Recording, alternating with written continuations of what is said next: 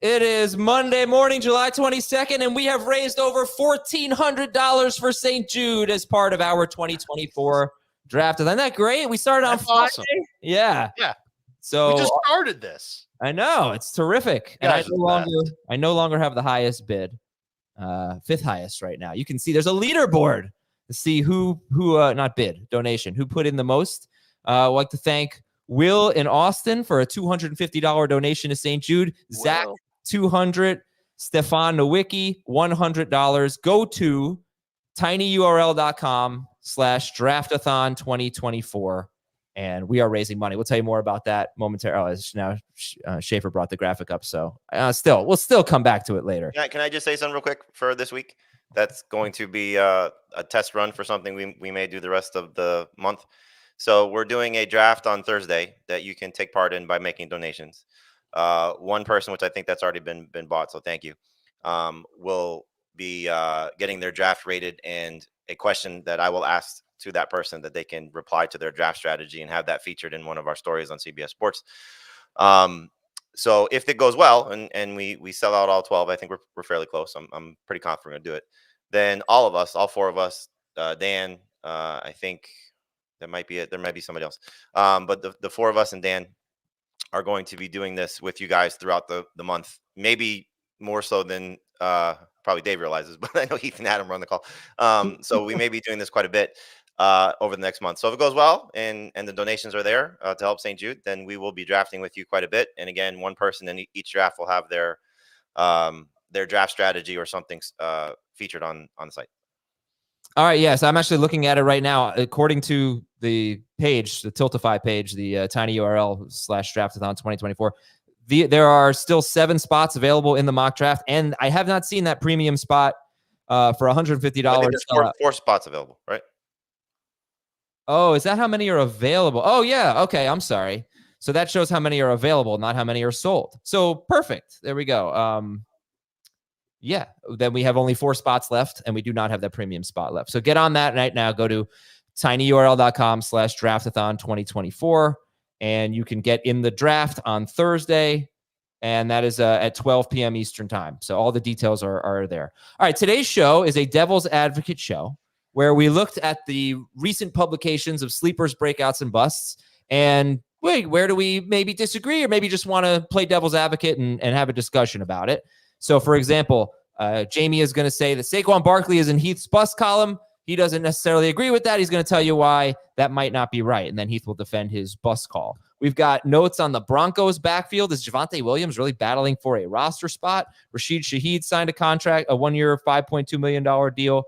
We got news and notes, but let's get to the Devil's Advocate. Let's get to this part 1 here. And Dave, so is Brian Robinson the sexiest name on this list of Devil's Advocate? He might be the least sexy, but he's someone that we really haven't talked about a lot. So I want to start with him. Dave, you look at Jamie's breakout column. He's got Brian Robinson there. You're going to play Devil's Advocate on Brian Robinson as a breakout. Go. Yeah, he's Dave Richards sexy. Last year, 13.2 PPR points per game. In 8 games, he had at least 13 touches. He averaged 13.8. I don't think he can be better than that. I think that's just what he's going to be. Calling for a career year or a big time year when Austin Eckler is now in Washington and Jaden Daniels is now in Washington makes me a little bit nervous. I think that Brian Robinson is a good draft value. I think he's okay as one of those borderline RB2, RB3s, but he's had 9 games in 2 years. That's 27 games with 13 or more PPR points. It's 1 out of every 3. He has 1 game in his career with over 100 rush yards, 6 with over 100 total yards. And I don't see him improving on those rates. I think he's a good running back, kind of in a tough situation, maybe a little bit touchdown dependent. And that makes me feel like Brian Robinson is an okay running back, but not a breakout candidate. And Jamie? Well, as we've noted that there seems to be a consensus list of breakouts amongst the fantasy community. So trying to find somebody different is always the fun exercise. I don't plan to draft Brian Robinson as a top 24 running back now, but I would not be shocked if he finishes that way. I like that there's 2 people that cover the team that are already suggesting he's going to be the James Conner in Cliff Kingsbury's offense. I think I got his name right finally. So I like that opportunity for him. Austin Eckler's 29. There's some talk. I saw one report suggesting maybe 10 to 12 total touches for him throughout the course of a game, which would help Brian Robinson because that would mean more for him. Sure. Last year, fun to note, a little bit was fluky, but led all running backs in yards per reception. And so there's explosive plays there for Robinson. So I like the upside for him, and an offense going to be better. And, sometimes running quarterbacks, we know open rushing lanes for guys. And so I think that's going to be the case for Robinson. So should be the lead running back. Hopefully has enough of a role in the passing game. He's not going to be the leading pass in the passing, excuse me. Not going to be the leading pass catcher if Eckler stays healthy. But again, 29 years old. We saw that he looked a little bit washed up last year and talked about retirement this offseason before he got the deal in Washington. So I like the setup for Robinson quite a bit. He's going to be one of my top targets, especially if I go hero RB. To be even the second guy. I prefer him as a third guy, but have no problem with him taking him as a second running back. So I love the setup for Robinson at his cost, and I am expecting a career year for him. What is the cost, and how high would you go above that cost? I mean, he's being drafted in round 7 or later, and so in that round 7 range for me, once we get past that dead zone group, I love the setup for him quite a bit. Yeah, I've got him at 88th overall. Okay, Yeah. so that's like right past round 7 and into round 8, and that's kind of where I'm living on Brian Robinson too. By the way, that was 6 minutes of no Heath. So I was Best part of the show we've had all year. Welcome, Heath. You're here too. Heath, Brian Robinson is going just before Javonte Williams, which is a kind of a cloudy one right now. Trey Benson, Devin Singletary, Jaylen Warren, Tajay Spears. How do you feel about him compared to, let's say, Jaylen Warren and Tajay Spears, who definitely are not going to be just, the lead backs in their backfield to start? Probably not going to be the lead backs. I think I've really been tempted the last week or so to move. I already had Robinson ahead of Eckler in non-PPR, to move Robinson ahead of Eckler in full PPR. And I think I'll go back to a word, and I know Dave said last week, I think that he doesn't like this when we talk as much, but like contingent upside. If something happens to Austin Eckler, and he's probably one of the backs more likely to have something happen, Brian Robinson, I think most definitely is a breakout running back and likely a top 20 running back with top 12 upside. The Cliff Kingsbury offense, and I think we're going to talk to Jacob Gibbs about projections, and that's kind of like this Kingsbury thing of what we thought he was going to be when he came into the NFL, and then who he's actually been good for from a fantasy perspective. He was fantastic for James Conner. If something happens to Eckler, we might see a Conner-like season from Brian Robinson. And to that point, Heath, we saw that last year when Antonio Gibson was out. Robinson was a star. Yeah, he got a lot more catches for sure. Okay, let's go to one of Heath's bust calls that Jamie's going to disagree with here or play devil's advocate on, and it's Saquon Barkley. Although we should probably clarify here, because Barkley is going in the first round in our drafts, kind of early in the first, like mid-first. 7th highest ADP currently on CBS.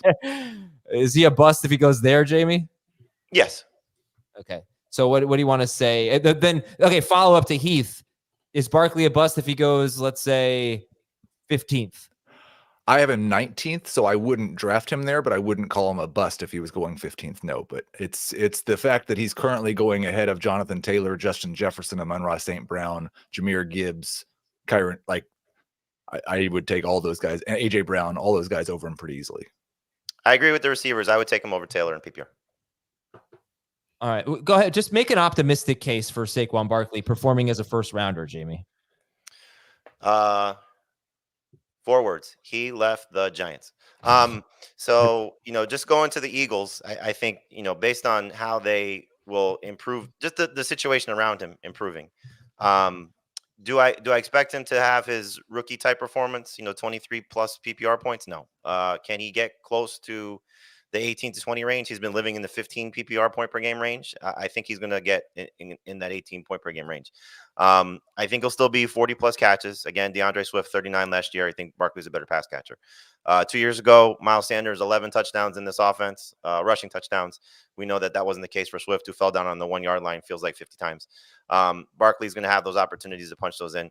And I think Kellen Moore will be good for Barkley as well, because they'll throw the ball a little bit more in the red zone, which should benefit him as well, taking away some of the tush-push opportunities for Jalen Hurts. So I think Barkley benefits in a big way. This is probably his last big season because he's 27, but I think he's going to have one. Heath, let me give you two stats that I said about an hour and 5 minutes into Friday's show. So I don't know if anybody stuck around to hear. I know a lot of people did, but maybe not the majority of the audience. Over the last 2 seasons, the Eagles lead the NFL with 79 carries inside the 5-yard line. 79 carries. That's all positions. The Giants had 36. They were 27th. In terms of running back carries, the Eagles had the 4th most with 42 running back carries in the last 2 seasons. The Giants had the 3rd fewest with 26. So there's that. There's the opportunity. And also, Jamie said over 40 catches, but we have had 2 running backs in 3 straight seasons. 2 running backs finish in the top 7 at the position with 40 or fewer catches in full PPR. So those are just 2 stats that I would say help Barkley.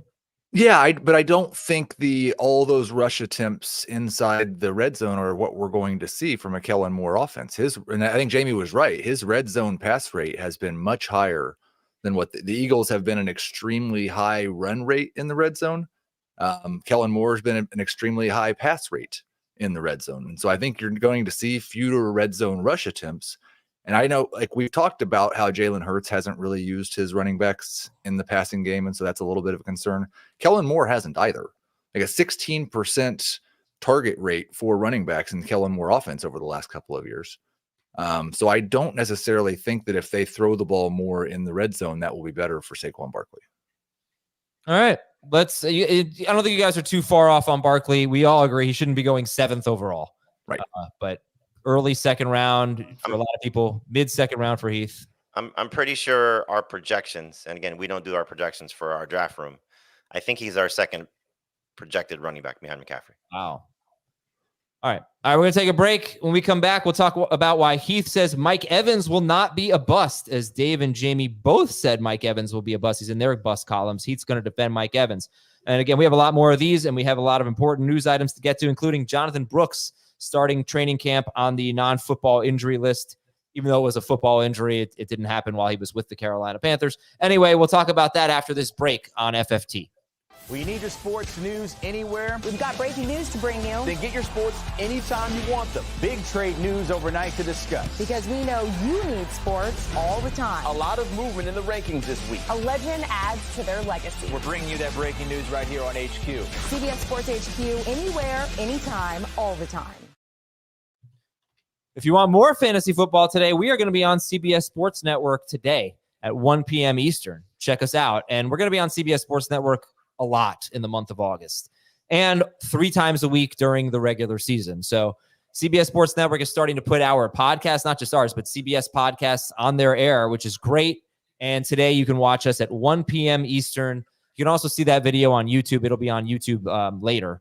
YouTube.com/fantasyfootball today. You can watch all of our podcasts there as well. But we'll see you at 1 o'clock CBS Sports Network on Monday afternoon.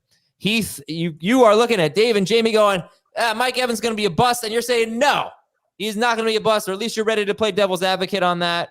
Go for it. No, I definitely think he's not going to be a bust. I think it would be much easier to make the case that he's going to be a bust based on where I have him ranked versus where he's being drafted. I've got him ranked at the end of round 2 as a top 10 wide receiver. He's being drafted as wide receiver 13 at the end of round 3. I just haven't seen any reason to suggest that Mike Evans won't be the same guy he's been for the last decade, which is a guy that goes over 1,000 yards, that gets close to double-digit touchdowns. He's done it across multiple quarterbacks, multiple head coaches, multiple coordinators. He did not show any sign at all of drop-off last year. 9.2 yards per target, actually better than his career mark. Led the NFL with 13 receiving touchdowns and averaged 74 receiving yards per game, just like he did the year before. I have said with older wide receivers, when they start to show you that they're slipping, believe them. And so there's some guys that I'm concerned about that are older, but Evans hasn't shown us any signs, and he's being drafted basically to be what he's been for the last decade. Dave, why don't you hop in there? Yeah, I'm good with where he's actually getting drafted. In my bust column, the only reason why I listed him was because he was one of those guys that was getting taken a little bit too soon. His ADP has changed since the bust column came out. I think it was like a top 30 pick when I wrote the column. And now, like Heath said, late round 3, I'm good with that with Mike Evans. I think if you view him as a wide receiver that can average 15 PPR points per game, you're probably going to be satisfied. I think he can do that. I'm worried a little bit more about Baker Mayfield putting together consecutive good seasons. I'm also a little concerned about whether or not Mike Evans is just going to dominate targets like he did for most of last year. Chris Godwin's going to be healthy. Whatever the tight ends, Jalen McMillan, the running backs take away, those are smaller factors. But I do wonder about just how many opportunities Mike Evans will have. And coming off a year where he had some career high efficiency, there could be some regression there. He's 31 years old. Tampa Bay's offense is going to change a little bit. And it's the combination of him being older, him probably outperforming expectations last year and coming back to earth, and maybe getting overdrafted because of it, that makes me a little bit nervous about taking Mike Evans if it's not at the end of round 3. Anything you want to add, Jamie? You know what? Yeah, go ahead. Now I have a follow-up. Go ahead. Not any signs of him slowing down, but I think, Dave sort of brought this up, maybe signs of Godwin being back to himself. And we saw that the last 5 games of the year, last season, when Godwin had more targets or that stretch. The thing that stands out to me, obviously, is the age. And there's been 63 receivers since 2014, age 31 or older, to play in the NFL. 8 of them have been top 12 PPR wide receivers. So not exactly the best track record of these guys. Dave Canales leaving. I know Liam Cohen coming in should run a similar system. But the last time we saw Canales leave a team, the receiving core of the passing game slipped a little bit in Seattle. And so, is there the same thing that could happen there? Potentially. But look, if Evans is going at the back end of round 3, it's hard to argue with that. If he's going at the back end of round 2, then it's a big problem. And so I would not draft him as a top 10 wide receiver, and I would not draft him anywhere in the first probably 30 overall picks. Yeah, I mean, it's funny that both with Barkley and now with Evans, that you just have to sort of accept that the concept that a guy could be a bust 6 picks earlier than where you might take him. You know what I mean? It's like, well, if he's going 30th, then fine. Then he's a bust. Well, yeah. I mean, Barkley's a little bit more than 6 picks, and I don't It's necessarily. just on our side, though, so it just depends where you're looking. Yeah. I mean, we're still at the point in the draft where there are these really high-end players that we're very excited for. And if you don't like a guy, then you say, all right, I don't want him to go ahead of this guy. Like, if we're talking about guys who are going in round 7, then you're going to say, well, he's going in 70th overall, or whatever it is. Is that still round 6? But if he was going 76, like, you're not going to quibble over 6 picks there. But at this point in the draft, it might make a really big difference for you, just in terms of how you evaluate the other players going around him. I just thought that's kind of interesting to frame a bust case like half a round really makes the difference. But I agree. I mean, I agree with that concept. Well, we could talk about which receivers we'd take over Mike Evans. Yeah, that's fine. Like DJ Moore. I'm in on DJ Moore over Evans. I'm in on Nico, Cooper Kupp, Devontae. Like, I'll take all those guys ahead of Mike. So no chance DJ Moore for me. I'd much rather have Mike Evans. And I don't understand why we'd be concerned about Mike Evans getting older, but take Devontae Adams and Cooper Kupp over him. I think they're the same, to be honest with you, Adams and Evans, in terms of what they'll produce, not how they'll get it done, but how they'll produce. Because, look, I mean, I said it about Adams in this regard last year, and Heath, I don't think he showed much of a decline the year before, but, he dropped 4 points per game in his production. And so I don't think it's going to happen for Evans because he's not coming from the same place. But 2 to 3 points off of his total, which I think is realistic for Evans, that puts him in, more of a back end wide receiver 2 range, which we've seen from him quite a bit during the stretch, where he's still been over 1,000 yards and 6-7 touchdowns as opposed to 10. I don't know. I agree with you. There shouldn't be much separation between Adams, Evans, and Kupp. Kupp is clearly the third one based on how he's being drafted, and he should be. But I think should all be drafted in a similar range. Okay. This is what concerns me about Evans, is that this last year was the first year he wasn't on one of the best, most prolific passing offenses in the NFL of his career, I think. I mean, they're always the Buccaneers, whether it was Jameis, Fitzpatrick, Brady, always throwing a ton, throwing for among the most yards in the NFL. I know when you were doing your projections last year, Heath, you were concerned about Evans and Godwin. You thought the targets were going to go way down because the pass volume was going to go way down. Well, I mean, we were kind of right about what would happen to the Bucs offense. Maybe Mayfield was a little bit better than we thought, but they still. I think Mayfield was a lot better than I thought. Yeah, but he wasn't. They didn't throw for nearly as many yards as they usually do, right? Like, that happened, and he only had 135 targets in 17 games. It's not like 1A kind of stuff. That's not elite receiver. but he dominated. Like it was all at Chris Godwin's expense, right? Like Evans. I mean, he had 6 more targets than Godwin in the season. Yeah, but Godwin just stunk. And that's the thing. It's like if Godwin plays better, then that's what concerns me. It's like they don't have this great passing environment anymore. But and you talk about the efficiency. I don't think he can do that again. His yak per catch was I think a career high. It just feels like he overperformed based on the targets. That's what I think. Okay. I also think Baker had a career year. It was his first year with over 4,000 yards passing. It was a career high in pass attempts. He had good efficiency. He's never had good back-to-back seasons. That part makes me more nervous than anything we could say about Mike Evans and his age and his efficiency. And if you seem like you want to get one final word in there, Heath, or no? No, I don't. I think I've said all the things that I have to say about Mike Evans. All right. Let's talk one more time about Draftathon and what's available. We have these Friday mailbags. If you want to donate to have your question read on a Friday mailbag, you're guaranteed to get it read. Try to avoid keeper or dynasty questions if possible. Go to tinyurl.com/draftathon 2024. And there's plenty of stuff to bid on. There will be more and more things to bid on. We're already at $1,428, and we want to get a lot more. But just keep an eye on this page, and we'll keep you apprised of any new developments. But yeah, we're thrilled that you're a part of this. We're going to raise a ton of money. Meanwhile, Podcast Awards. Please vote for us or nominate us on podcastawards.com. Go to podcastawards.com and nominate us in the sports category and the People's Choice category. And then we're going to win this thing this year. I haven't really been so aggressive on social media promoting this. So I need you all out there to help us out and take 30 seconds out of your day and go to podcastawards.com and please nominate Fantasy Football Today in the sports and People's Choice categories. Let's talk about our news and notes here. Troy Rank of the Denver Post thinks Samaje Perine and Javonte Williams could be battling for a roster spot. Jamie, how do you approach that Denver news? I don't draft Javonte Williams now.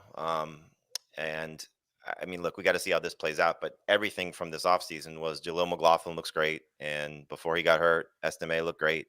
And they like Jordan Mason or Blake Watson, excuse me. Where I keep making up names. Blake Watson. So again, it would seem crazy if they would cut Williams over Perine.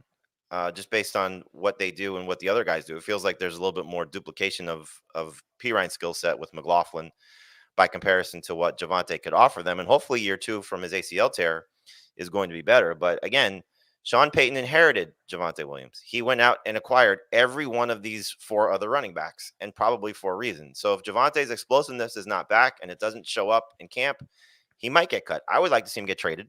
Dallas would give him an opportunity, for example, to, maybe get a chance to get some significant playing time. But anybody investing early in Javonte Williams is clearly making a mistake right now. I just a couple of things, because the blurb that came from an article with this as a question mark. Are Javonte Williams and Samaje Perine battling for the final roster spot? And then it was answered with, I believe so, because 2 other running backs are definitely going to make the team. Sean Payton carried 4 running backs almost all of last season, and Samaje Perine saves them double what it costs to cut Javonte Williams. So maybe he will. I'm not saying that at all. I just don't know that there was actually it was kind of like an opinion column that was written that like maybe these 2 are battling for one roster spot. And the roster spot might be the writer doesn't write the headline, so that's trying to get somebody to read it. Secondly, I think if that was the first comment coming out about it, then it would be, oh my gosh, that's a little glaring. It's like the 5th. There has just been a constant drumbeat of Javonte Williams could be in trouble. Right. Like if he were explosive and he looked like his old self, I don't think there'd be anything like this out there in the interwebs about Javonte Williams. What stands out to me is that they could be competing for the passing down spot, because Javonte Williams has pretty good hands. I think he can absolutely make an impact on 2nd and long, 3rd down, stuff like that. That's not the role that we wanted him. When we drafted him in Dynasty, when he was a rookie, we looked at him as a feature back, but that might be the role that he gets now. Estime is not a very good pass catcher. At least he didn't prove to be one for the majority of his time at Notre Dame. I don't remember if McLaughlin ever was. Maybe he had a couple of games where he had some receptions, I think Javonte could handle that role. So if he can do that better than Pirine and they save money on Pirine, then that could be the role that Javonte gets in Denver. I'd be surprised. So if you guys were going to target a running back on the Broncos, Jaleel McLaughlin. Are you taking him first? No, but I don't have to. That's true. I don't know if I want any of them. I want, like, I wouldn't mind drafting a couple of them. None of them are going before round 8, so they don't cost you anything. Correct. Sean Payton's going to draw up 750 running back screens. Somebody's going to score a bunch of PPR fantasy points. yeah, if they get in the end zone, I mean, right? Like, No, you don't have to. well, You Pirine catch 5 passes a game. I don't know if anyone's catching 5 passes a game. But combined, they will, right? Like Pirine had 17. Well, I catches. think combined it'd be more than that. Pirine had 50 catches last year, but he scored 1 touchdown. It's not like you could ever use Samaje Pirine, really. And Javonte, did he have more than that? Javonte had 47 catches in 16 games. He scored 5 touchdowns. So you'd like someone to get more 50 catches isn't bad, but there's got to be something with it. And Jaleel had 31 catches. Right. It's great. It's great. It's just you want them to split that maybe between 2 people instead of 3. It would be nice. All right, Rashid Shaheed, 1-year contract, just over $5 million, $5.2 million. He's a popular breakout. Is he a top 100 pick for you, Rashid Shaheed? Yes. No. Yeah, but barely, I think. Okay. Jordan Love will not practice without a new contract. He won't be the only one. It sounds like, though, since the GM's the one that said it, that they're close. So, yeah. Jonathan Brooks is on the non-football injury list. So, as I said earlier in the show, even if it is a football injury, if it didn't happen while he was with the Panthers, it was a torn ACL last year in college. He's on the NFI list, we're just going to keep an eye on this one and see when he comes back.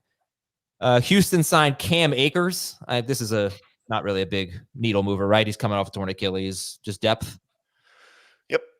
Okay. Bobby Tank Sloat Dell. has been very glowing about Joe Mixon. Tank Dell wants to return kicks, and this is if you're playing leagues with fun kick return yardage, which I think more people are going to be doing now. I think we're really going to have to start paying attention to this and who's going to do it, because some of the best players are going to want to do it, and I wouldn't be surprised if their coaches allow it, because it could be such a weapon this year. So keep Tank Dell in mind. But I also wonder how many coaches will see Tank Dell or one of the Dolphins' speedy running backs or something like that waiting for a kick and just boot it out of the end zone. So that's my biggest fear, is that they didn't make the consequence of a touchback steep enough. So what, They only made it to the 30? That's it. It's 5 more yards than last year. That's 10 more yards than when we were growing up, though. It was, but it'd be a pretty big deal. The 30? Yeah. I don't think it's that big. It's gonna be one of those things where trial and error. There'll be some games where they kick off. If it's returned to the 50, they're okay. We're done. Okay, let's get through the rest of the news. Daniel Popper of The Athletic thinks the Chargers 3-receiver set will be Ladd McConkey, Josh Palmer, and DJ Chark. And my question is, what's their 2-receiver set going to be? Is that going to be McConkey out? Isn't that a big deal? If they're, I don't know how much they're going to be in 3-receiver sets. We know they're going to run the ball a lot. Does that mean they're going to be in 2 tight end sets a lot? Does that mean McConkey's just not going to be on the field enough? I would guess that there'll be one staple of an outside receiver. So whether that's Palmer or Chark or maybe Johnston, and then a rotation at the other one. Who are the best blockers? Yeah, probably not McConkey, be my guess, but I don't know. Well, I would maybe, but I'd love to see DJ Chark's run blocking grade. I'll look it up if you really care. But. No, yeah, that's okay. Jaden Reed is on the NFI list, non-football injury list. Dallas COO Stephen Jones said an 18-game season is probably inevitable. The Ravens signed Eddie Jackson. The Ravens signed safety Eddie Jackson. Used to be a tremendous safety for the Bears. Daniel Jones expected to be full go for the start of training camp. Hard Knocks expected to be pretty good tomorrow night. Jacoby Brissett is the starter for now, according to Chad Graff of The Athletic. It's for the New England Patriots. Denver wide receiver Tim Patrick coming off 2 big knee injuries, or 2 big leg injuries, I guess I should say. He's on the roster bubble, according to the Denver Post. Jacksonville defensive lineman Eric Armstead. Eric, with an A. Armstead is on the PUP list, big free agent signing from the 49ers. Chicago tight end Gerald Everett is on the NFI list, and Cincinnati tight end Eric Gall is also on the non-football injury list as he continues recovering from a torn ACL. And let's play some more. Can I just go back to the Charger situation? Have we seen anybody else besides Daniel Popper suggest this? Because I know that's twice we've referenced his report. So what you're saying of that is what he's suggesting is that Quentin Johnston is just like not in the picture, basically. Right. He's the only one that I've seen say this. Now, again, I haven't looked, so I apologize if there's other people reporting it, but I know this is the second time we've referenced it. So I just wonder if there's somebody else out there saying Quentin Johnston's fourth or fifth. I don't know. You guys ever hear Dwayne Stats of the Tampa Bay Rays calling games? The old Yes. Rays leader? He always used to go, and there's a popper. And I always think about him when I read a Daniel Popper headline. Just, there's a popper. He had this old broadcasty voice. All right, Jamie, let's play some devil's advocate. Jamie says Drake London will not be a bust. Heath has London in his bust column. Jamie, not thinking London's going to be a bust. No, I think this is the type of player that we see breakout. Gets a better system, gets a better quarterback. Doesn't have to deal with the crap that he's dealt with for the last 2 seasons. And he was a high-profile draft pick coming out of college. So these are the type of players that you should be gravitating toward. Now, if you don't want to pay the cost, I get it. You don't think he's going to do it. I understand, but I'm a believer that Kirk Cousins will come back at 100%. Suffered his injury with enough time to recover, and as it is at an age where he should be okay, and that London will finally get some catchable passes. I mean, having to deal with Mariota and Ritter and Heineke the last 3 years is totally different. We've seen what Cousins has done with Jefferson and with Thielen and with Diggs during his time in Minnesota, and just helping those guys elevate their games. And clearly they're great receivers. So we'll see if London can get there. It's a big ask. But I'm willing to take the chance on it. So I don't think he's going to be a bust. I think he's going to have a breakout third year, which is when we see these guys break out. Plus you have Zach Robinson, who we saw oversee the receiving corps for the Rams, which has been good for Cooper Kupp and obviously good for Puka Nacua last year, who had a breakout rookie campaign. Just to put a little point on Jamie's note of how bad the targets were for London, 22.5% of the targets that he saw over the first 2 years were deemed uncatchable. Kirk Cousins' off target rate over the past 4 seasons was 8.2%. So accuracy, baby. It'll be there. That'll help London get a lot of catches. You want me next? Oh, yeah. No, I think there are a lot of paths to Drake London being a bust. And he's mostly being drafted, like a lot of times with breakouts, they're being drafted higher than what they've ever done, but still with some room to be a lot better than that. I'm not sure that's necessarily the case for Drake London. I think he's being drafted pretty much at his ceiling. There's I know we're hopeful that Kirk Cousins is going to be okay, but there's still some risk for an older quarterback coming off of a torn Achilles that he's not as accurate a passer as he was. I know we're hopeful for Zach Robinson that he's going to be a revelation as an offensive coordinator, but there is still some concern for a guy who's never actually been an offensive coordinator or called plays in the NFL that it doesn't go quite that well. We're hopeful it's going to be a super pass heavy offense, but we don't know that at all. It could, and we don't know for sure that London's going to be better than Pitts. I am a little bit concerned by the fact that London's just never done anything after the catch. His 3 yards per catch over the past 2 seasons is basically better than DeAndre Hopkins, Tyler Lockett, and Adam Thielen. Yeah. Yeah, that holds me back from making Drake London like a top 15 type pick. And I think if you take him, you're banking on volume. And that's exactly why I have him ranked as a late round 2 pick, is because I think he is going to get the volume. He's averaged almost 7 targets per game over his career. I think that number can look like 8.5 this year. I think he's going to blow away everybody else in that offense in terms of targets, and he's just going to get a lot of opportunities and a lot of touchdown opportunities as well. Career year, without question. That's easy to say. I also I project for a career year, so I would say I'm not arguing that. But that's easy. Do you project him for something like 1,500 yards and 10 touchdowns on 90 catches? 1,500 yarards for Drake. Something crazy. Like, is that the ceiling, or does that break through the ceiling? I don't think he would call him a bust if he's projecting that. Keith, are you taking the older receivers over London? Yes. So all 3. All 3. Adams, Evans, and Kupp. No. Yeah. I'll take London. And George Pickens. Are you Pickens is the one that could do the same thing. Yeah. Right. I've said a lot about his yak, and it's not good. Drake London. His explosive play rate though is not bad. I don't really quite get that. I don't know if he's making a lot of big plays, but explosive plays, 16 yards as A defined lot by of screens that go a lot longer than 4 or 5 yards. Yeah. So we'll learn a some little deep bit more balls, about yak this year because we're starting to pay attention to it more and see if it translates. It's a completely new situation. All right, that's Drake London. Let me just say this about London. I mean, on Fantasy Pros, he's wide receiver 9. He's basically got the same ADP as Marvin Harrison, but he's going slightly ahead of Harrison. On Draft Sharks, he's wide receiver 9. He's going ahead of Marvin Harrison, and he's an early second-round pick in full PPR because people are wide receiver crazy in PPR. On CBS, Drake London is going after Harris. I think he's wide receiver 12. He's going after Harrison, Devontae Adams, and Nico Collins. He's going 31st, 32nd overall.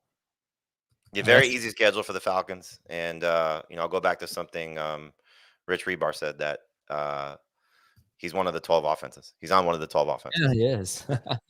I've got to take a break. What's the 12 offenses? It's like Shanahan. The Shanahan McVay tree. Yeah. Okay. Yeah.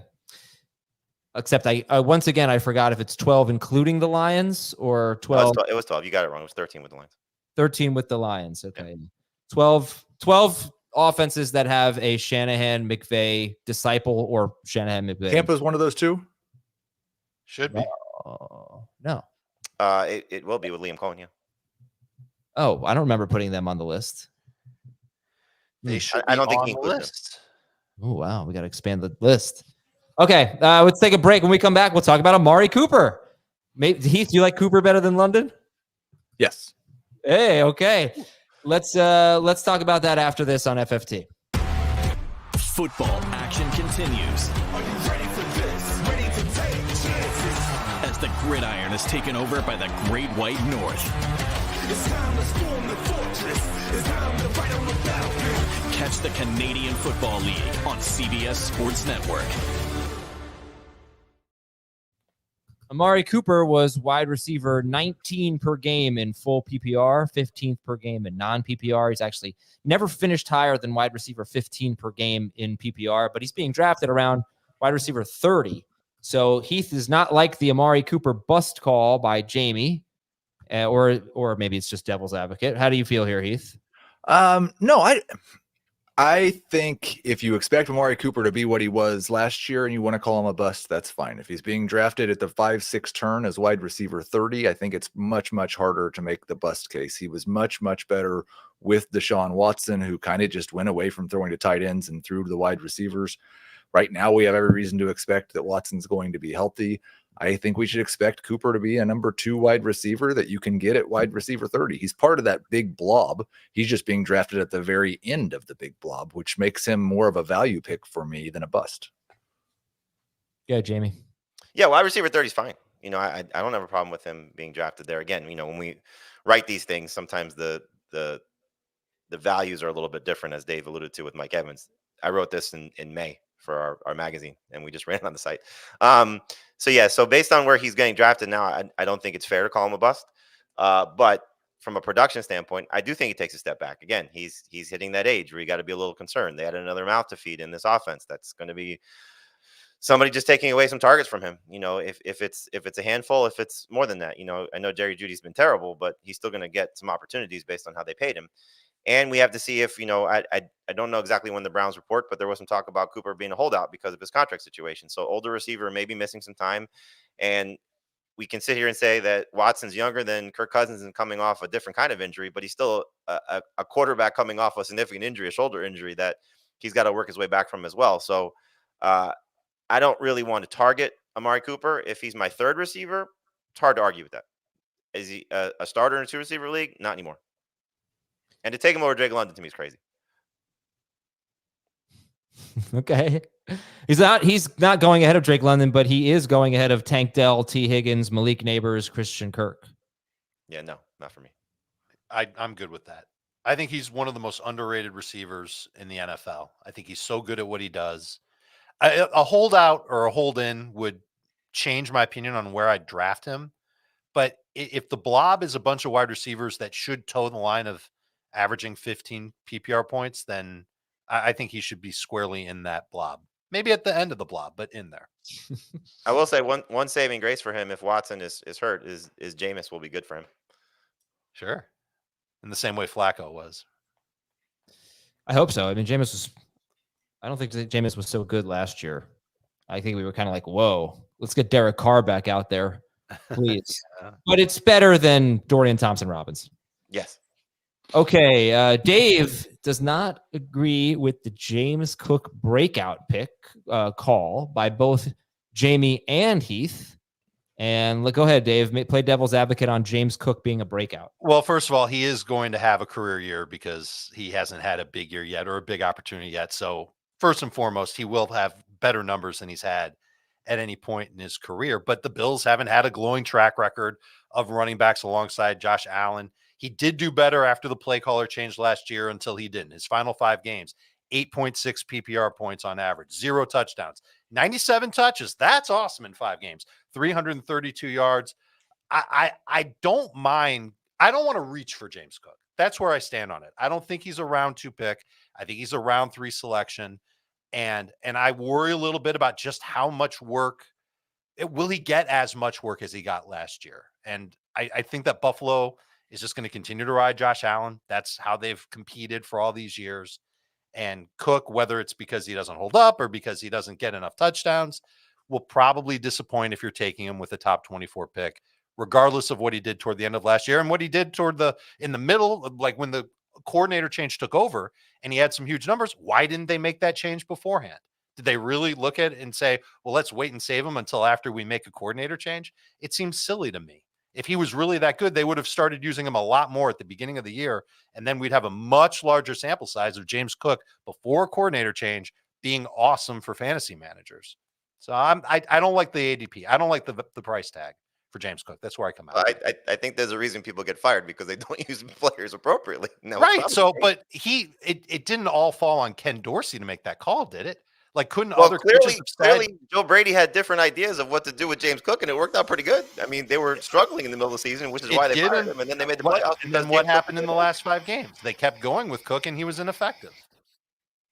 I don't know if I'd call him ineffective. I think he was pretty good to help. 0 touchdowns and 60 total. Well, I mean, the guy scored 2 rushing touchdowns, so so it wasn't exactly like they used him. And if you're expecting Josh Allen to score 15 rushing touchdowns again, then he should be your number 1 quarterback, because I don't think he's going to go from 7 to 8 consistently for the course of his career, jumps to 15. And if he does that again, then we're all drafting him too low. Heath, what do you have him projected for? I have him projected for a lot more than you would like, I'm sure. Let's see, 1,191 rush yards, 450 receiving yards, 50 catches, and 8 touchdowns. I take the over on the receiving. I might take. I might not be so off on the receiving yards. The rushing yards may be a little too high. 8 touchdowns. But I just say, like, he finished last year as RB11. Maybe if I squint really hard, I could see 8 touchdowns. But it just depends. Like, it sounds like we're arguing over the definition of a breakout, because you agreed that he's going to have a career year, and he finished as RB11 last year. But he finished as RB19 per game. Okay. So are you taking him in round 2? I am. Yes. PPR. Are you taking him over Etienne, Pacheco, Henry? Definitely Pacheco and Etienne, and definitely Henry. Everybody but Etienne in PPR. Right, Dave, I want to get your thought, Dave. I recently sort of came around on James Cook, because I feel like, as I've been saying for months, once I get past about 18 picks or so, I don't really feel like there are guys that are obvious second rounders. I feel like you have to take a leap of faith on some guys. And I'm just ready to do it with James Cook, because he doesn't have to replace Josh Allen's rushing touchdowns. They just have to give him what they were giving Latavius Murray, just in terms of carries near the goal line. They just have to make him the next guy, right? Because it's just like the Eagles, like I said with Barkley, like, they're going to get so many opportunities there. He doesn't have to lead the team in goal line carries. He has to be second. But also, I just feel like without Stephon Diggs, without really replacing him, the offense really needs to feature James Cook. I don't see how the Bills are going to be good offensively unless James Cook is a really big part of it. So if we still think the Bills are going to have a really good offense and we think that Cook is going to be a really big part of it, and I will also take the over on 50 catches, even if he scores 8 touchdowns, I think he's going to be a second rounder. I don't see him being a first round kind of player, but I came around on him. I just said, like, this guy's really talented. They'd be stupid not to use him more. There's 240 targets they have to replace, and it's got to come from somewhere. Now, yes, Keon Coleman and Curtis Samuel come in. Are they falling into all of those opportunities? It's hard to expect that. And so while Dalton Kincaid should get a boost, and obviously Khalil Shakir gets a boost, like I said, it's crazy to think that it could happen, but it's not that difficult to see the path there for him to lead all running backs in receptions. You should be making the argument that they won't replace all of those targets and that they're just going to run the ball more. Sure. They're going to put I think that's part James of it Cook's also, belly but 25 times a game. But the one thing though, Adam, to the rushing touchdowns, I think Josh Allen's rushing touchdowns come down. Again, I don't think 15 is realistic for him. But that's where Ray Davis, I think, comes into play. Not necessarily James Cook automatically is getting those goal line opportunities, but I do think he'll get more of them. So yes, last year. I don't think he's only scoring 2 touchdowns on the ground. I think he's going to be 10 total touchdowns, if not more. All right. How about we go to Jaylen Waddle on Dave's bust list, and Heath says Jaylen Waddle will not be a bust. I don't think Dave actually thinks he's a bust. As a He's talent, he's going 48th overall. Like, I think Dave would draft him at 48th overall. Let me see where I am ranked. It's probably close to it, if not above it. I take him definitely above it. Right. So the ADP is 48th overall. Yeah, cancel this. He should go before 48th. But it depends on the website you look at. On CBS, yeah, he's going a lot higher than that on Fantasy Pros and Draft Sharks. So I think he's a high-end wide receiver too, who was basically the same guy last year. And he's going to average around 15 fantasy points per game. I'd put him towards the top of the blob because there is significant contingent upside if something happens to Tyreek Hill. Waddle could be the best wide receiver in fantasy. And I think he's a great pick by current ADP and a good pick in round 3. Yeah, let's talk about where would you take him? Because I don't know that I can buy him we don't have that many drafts to go off of yet. I don't know that I could really buy Waddle at the 4 or 5 turn. Would you say 48th, 47th? Yeah, I don't know that I could buy that. So maybe. I mean, he's coming off a bad year. He's going behind. He's going backwards. His ADP got worse over the weekend. He's going behind Devontae Smith, Cooper Kupp, DK Metcalf, Brandon Ayuk, like a DJ Moore, Chris Olave, like a bunch of wide receivers that we haven't ranked ahead of in our consensus rankings. So it's not a running backs thing. It's not a quarterbacks being drafted too early thing. Yeah, but it's just on our site. That's kind of what I was saying. But so would any of you take him in the middle 30th overall, Jaylen Waddle? I think I can find another receiver I'd rather. I'd take him before that. I would too. Is it so obvious, Heath, that he should be going ahead of that Waddle should be going ahead of those guys? Who did you say? I didn't say it was necessarily so obvious. I'm just saying it's a bunch of wide receiver 2s that he's being drafted after. So it's not as if it's something weird about our site because running backs are too high or something like that. Yeah. Just on Fantasy Pros, he's going ahead of Ayuk, Evans, Kupp, Devon. I don't really know what to make of it. On our site, he seems to be going lower. Jaylen Waddle's going lower. I would take him ahead of all those guys. I like his ADP though. Okay. All right. Then we'll go to a different one. How about... Can I make one small statement on Waddle? Mm-hmm.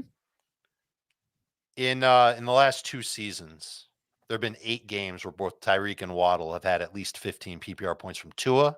Tua has supported multiple wide receivers, regardless of their names, to 15 plus in the same game 9 times in 30 games. That part makes me really nervous. I don't know if Tua can support it. And this is an offense that likes to use a bunch of different players at different positions. There's already talk that Achan's going to get more work. Last year, there wasn't a single game where Waddle had 15 or more PPR points when both Achan and Tyreek were healthy. If you want to talk about contingent upside, this guy's got, he might be wide receiver 1 if Tyreek Hill wins the lottery, doesn't play this season. But short of that, I'm nervous that he's going to be in that, he might be behind that 15-point range that we talked about. Okay. We'll do one more here. Jamie says Trey McBride last year and the 2 years before. Jamie says Trey McBride will not be a bust. He is on Dave's bust list. Trey McBride. He's number 1 for Heath. We're going to talk about that on the network show later today. But Jamie, you saw Dave put Trey McBride in the bust column. And we heard on Friday, we heard Dave talk, or Thursday, Dave talk about McBride. It's not like he's super low on him or anything, but you say he will not be a bust. Trey McBride, Jamie. No, I think he builds off what he did last year. And obviously the addition of Marvin Harrison is going to cut into his target share, I think a little bit. I don't think significantly. The Cardinals threw the most targets to their tight ends as a group for the season last year. They led the NFL. And so Drew Petzing comes from Kevin Stefanski's coaching tree. This is a very tight end friendly offense. It's kind of why we're looking at the Patriots potentially as maybe involving Hunter Henry because of Alex Van Pelt going there. McBride scored 3 touchdowns last year. 2 of them came with Kyler Murray, who was not at 100% coming back from his ACL. He's going to be better this year. And so while McBride was getting fed targets, he also was getting covered like the number 1 option in the passing game. Now he goes to the 1A. And look, it may take some time for Marvin Harrison to automatically come in and be that alpha type of guy from the game. It might take 2 weeks, but it still could take a little bit of time. I don't think McBride's going anywhere. I think what we saw last year is just scratching the surface. He was averaging 14.9 PPR points per game in the from week 8 on after Zach Ertz left the team. And that was the best tight end in fantasy from that stretch. So I think he's just going to continue to get better. He's going to find the end zone more. The setup for him is perfect, so he could be the number 1 fantasy tight end. I don't think it's a stretch to say that. If the setup for him was perfect, Marvin Harrison wouldn't be there because it was those Because last they wanted 10 to games go with the last same year. receiving core, and It they was had an those opportunity last to add 10 a wide games last receiver. year where McBride averaged 8.4 targets per game. I can't see that. And listen, I've got him as my number 4 tight end in full PPR. It really comes down to where we're drafting Trey McBride and whether or not we're taking him over Mark Andrews. And I just like the track record for Mark Andrews. And I think Andrews will be the number 1 target getter in Baltimore. I'll take that in full PPR over McBride, who I think sees a downturn in targets. Jamie, 3 touchdowns last year for Trey McBride, 2 with Kyler Murray. In how many games with Kyler Murray? Half a season about? Week 10 on. Yeah, that's almost half a season. That makes me a little 8 nervous games. to count on him for a bunch of scores. I'm way out on Trey McBride in non-PPR. I still think he can get 7 targets per game. I still think he can be the number 2 target getter. I think he's a top 5 tight end in full PPR, but I'm not taking him with one of my first 4 picks. So I just want to go back to something you said. If McBride was going to build off what he did last year, they would not draft Marvin Harrison. No, Marvin Harrison wouldn't be there because I think Harrison is going to suck up so many targets. That's not what he's. And that's been the case. We've seen it before. Yes, hold Kyler on. Murray and his number 1 guy. And last year, for 10 games, McBride was his number 1 guy. And it's Trying to help here. Hey, Jamie, I think you said it was a perfect situation for him or something like that. And right. then It's Dave not said going to be for perfect a if Marvin perfect Harrison's there. situation, Marvin Harrison wouldn't be there. And I don't hate McBride. I just hate him in round 4. Hate's a strong word. I don't like him in round 4. I know. I mean, I've seen this argument on our show, from our audience. The people that are a little hesitant with Trey McBride will always point out, well, they brought in Marvin Harrison. Everything he did last year, he had the highest target share and I think the second highest target per route run rate among tight ends in those 8 games where he went off. Or I don't remember if I just did the Kyler Murray sample or the entire thing, but that's what they're concerned about. It's just, is Marvin Harrison killing his fantasy value? Not killing, lowering. Yeah. Yes, right. And I just would say, especially to the touchdowns point, touchdowns are really the only thing Sam Laporta was elite at last year. His efficiency, his target share was good, but not near as good as what Trey McBride was. And historically speaking, the number of fantasy points you score based on catches and yards are more sticky, more predictive the following year than the number of fantasy points you score on touchdowns. Touchdowns fluctuate a lot more. They go up and down. So I am more confident betting on the catches and the yards than I am on the touchdowns. And that's why you have McBride over Laporta this year. Right. I get it. And I am curious. Well, no, I was going to say we'll save it for the show on the CBS Sports Network show, but no, let's do it here. How does Harrison factor into that, though, for you? Well, I mean, I've talked about this a lot before, but this offensive coordinator came from the Stefanski system, which is a tight end centric system. A lot of times when they drop back and the guy downfield wasn't open, they don't dump it off to a running back. They dump it off to Trey McBride. And he did some pretty fun stuff after the catch at times last year. So yeah, I think his target share, he was on pace for 144 targets in the final 10 games after Ertz went down. Do I think he's going to have 144 targets? No. But I would expect he's going to have more than 120, and the efficiency is going to be better, and he's going to have a better touchdown rate. And it wasn't just McBride. It was Ertz before McBride. Right. And it was in different systems, just to be fair. Like Ertz had some good games with Kingsbury. Let me see if I could just read from my notes. There is not much of a sample size of Kyler Murray, Zach Ertz, and DeAndre Hopkins. In 2021, Ertz played 11 games with Arizona after being traded from Philadelphia. DeAndre Hopkins played in only 4 of those games, and really only 3 of them because he was injured during one of those.